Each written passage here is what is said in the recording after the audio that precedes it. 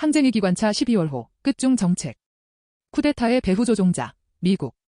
제국주의 미국의 동아시아에서의 한국전은 3차 세계대전을 돌이킬 수 없는 대세로 만드는 데서 필수적이고 특히 전쟁을 반대하는 트럼프가 당선된 이후 전쟁 도발의 강도는 극심해졌다.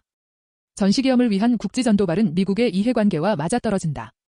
우크라이나에서 장거리 미사일 사용 제한 조치 해제와 시리아에서 아사드 정권의 붕괴, 그 사이 12.3 계엄이 있었다. 미국은 역사적으로 박정희의 5.16 쿠데타와 전두환의 5.17 쿠데타의 배후 조종자였다. 세계 역사에서도 미국이 3세계의 수많은 식민지에서 쿠데타를 직접 조종 지원한 사례는 매우 일반적이다. 미국은 전두환이 1980년 5월 17일 계엄을 전국으로 확대하면서 광주 학살을 자행한 것이 결국 전두환 정권의 치명적인 약점이 됐으며 대한민국의 반미의식을 고양시켰다는 것을 인식하고 있다. 12.3 계엄에 대한 책임이 미국에게 돌아올 것을 의식해 후과를 막는 데 신경 쓰고 있다.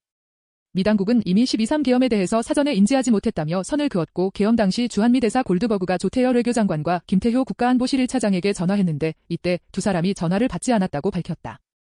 이에 대해 유시민은 전화를 안 받았다는 건 뭔 말을 할지 이미 알아서라고 추정했지만 미국의 입장에서는 자국이 무관하다는 것을 보여주려는 쇼일 수 있다.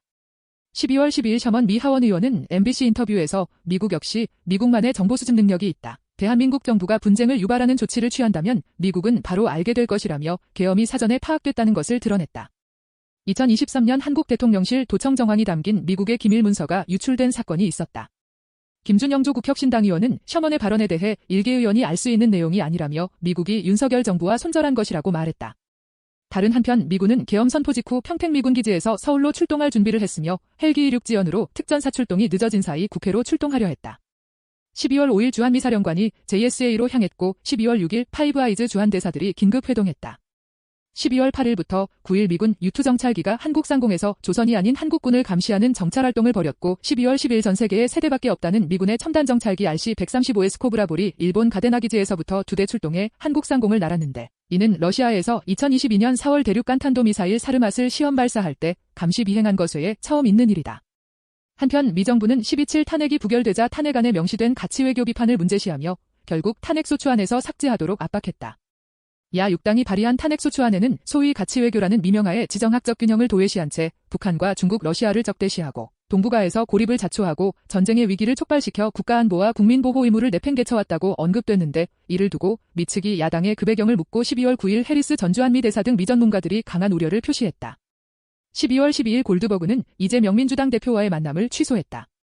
12월 9일 미 국무부가 대화 상대는 윤석열이라고 확인했고 형식적 체제를 내세워 망발했다. 쿠데타가 실패한 조건에서 미국은 대남 자자극 폭로에 앞서 셔먼의 인터뷰를 시작으로 이 쿠데타와 미국이 무관할 뿐 아니라 대남 자자극을 막기 위해 노력하고 있는 것처럼 언론 플레이를 하며 민심을 호도하고 있다.